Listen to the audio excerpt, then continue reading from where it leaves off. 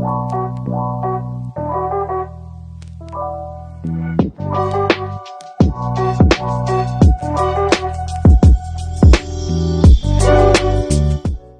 bien, puisqu'on a beaucoup parlé de télétravail, je voudrais faire un petit point sur les bureaux de télétravail.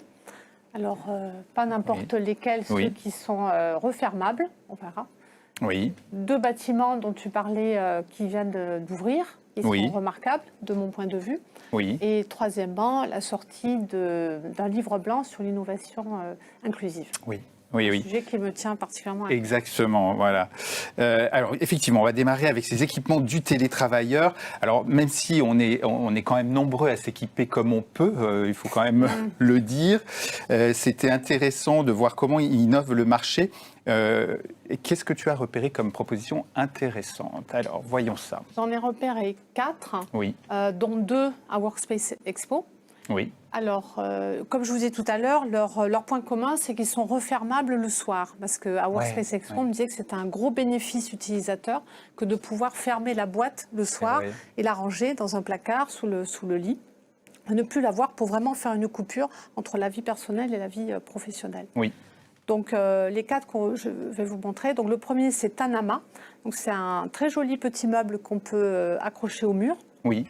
Alors, si vous voyez la petite animation, donc ouverture, fermeture, il ressemble à une pomme lorsqu'il est fermé. Oui. Ce qui est intéressant, c'est que la designeuse a prévu deux postures pour travailler. Une posture assise sur une table d'environ 1,25 m et une posture debout. Il y a un petit rebord sur le côté. Pour passer un coup de fil, pour prendre des notes. Ce que j'ai bien aimé aussi, c'est que by design, elle a inclus une plante verte.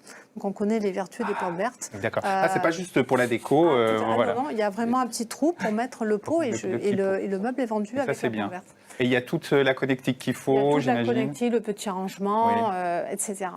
Donc ça, c'est super. C'est made in France, c'est fait à Troyes. C'est une designeuse qui fait ça. D'accord. Le deuxième que j'ai vu... Voilà, autre proposition. Ah oui, ça, on l'a vu, effectivement, sur le salon. À Workspace Expo, ça faisait le buzz, effectivement, tout le monde en parlait. C'est très original, parce que là, pour le coup, c'est un bureau de télétravail dans une valise. Donc, on a tout dans sa valise. Donc, pareil, vous voyez l'animation, ouverture, fermeture. Ce qui est intéressant, c'est qu'ils ont anticipé un deuxième écran dans la valise. C'est une bonne idée, ça. C'est une très bonne idée. Deuxième bonne idée, ils ont un éclairage qui est intégré aussi dans la valise, donc pas besoin d'avoir une petite lampe à part. Vous voyez le casque qui va bien pour les visios, et là, toute la connectique. Ce sont 2 ingénieurs qui proposent ça, près de Clermont-Ferrand, encore du Made in France. En Auvergne. Oui, et puis il y a les sangles pour tout attacher, et donc pour le soir, on peut repartir avec sa valise sur le dos, elle pèse 8 kilos. C'est un produit qui est prévu pour les digital nomades, mais pas que, également les gens chez eux qui peuvent l'avoir, et le soir venu, qui le mettent dans un placard ou sous le lit. Et alors, je demandais aux créateurs également s'ils pensaient à une version pour les entreprises. Et donc, il me disait que pour ça, il fallait aussi prévoir peut-être les racks de rangement de ces valises le soir, les unes à côté des autres, mais qu'il y réfléchissait. Ça peut être rigolo de voir ça. La valise peut être brandée aussi. Là, c'est standard, mais elle peut être aux couleurs. C'est un moyen aussi de s'approprier un petit peu plus son espace. C'est parce que ça fait partie justement des critiques qui sont émises vis-à-vis du flex office, de la place nette le soir. Clean Desk, du coup, on est un petit peu... L'identité. On est un petit peu... La perte de la photo des enfants. Ben oui, ou de la fameuse plante verte. Ils ont prévu un petit tableau magnétique, d'ailleurs, où on peut mettre ses photos, etc. Hop, on range tout et on retrouve tout le lendemain sur un autre bureau, ça pose pas de problème. Ça, c'est bien. C'est une très bonne idée. Autre proposition. Donc, je n'ai pas vu sur Workspace Expo, mais en revanche, il y avait un stand de La Redoute qui m'a dit oui, on a des choses sur le télétravail, mais c'est sur notre catalogue. Donc, je suis allée voir dans le catalogue. Gaël, La Redoute. Je vois, c'est surpris. Intérieur, c'est une division particulière de La Redoute qui propose Mathéo.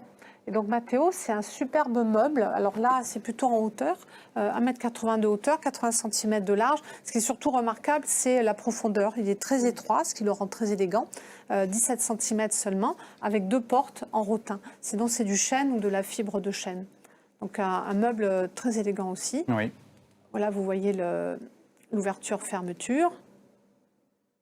Oui, ça se fond très bien dans le décor de l'appartement. C'est ça qui est intéressant, hein, évidemment. Et ce qu'on se disait, c'est que... Enfin, moi, j'aurais aimé le voir à Workspace Expo, typiquement. Oui. Mais il n'a pas été montré.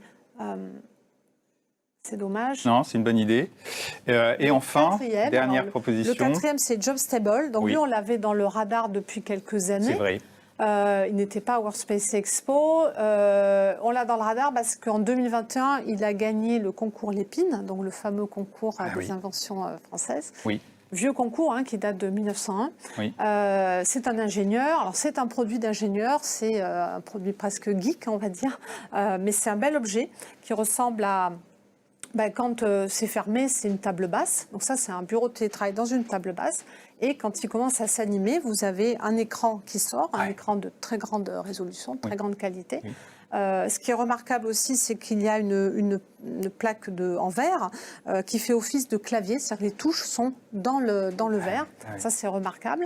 Et sur le côté, vous pouvez faire recharger automatiquement votre par induction. Par induction. Oui. Et dans les pieds, il y a 4 enceintes audio. Oui. Donc super son, super image. Oui, là tout le monde en profite effectivement. Deux postures, on peut soit travailler depuis son canapé ou sur une chaise. Voilà. Donc un beau produit. Oui. Également. Très bien. C'est vrai que ça fait rêver comparé à ma pauvre table collée au mur, ça c'est clair.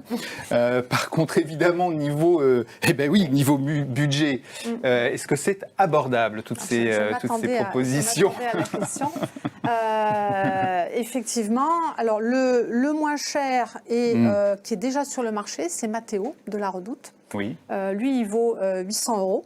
Oui. Les 3 autres sont uniquement en précommande.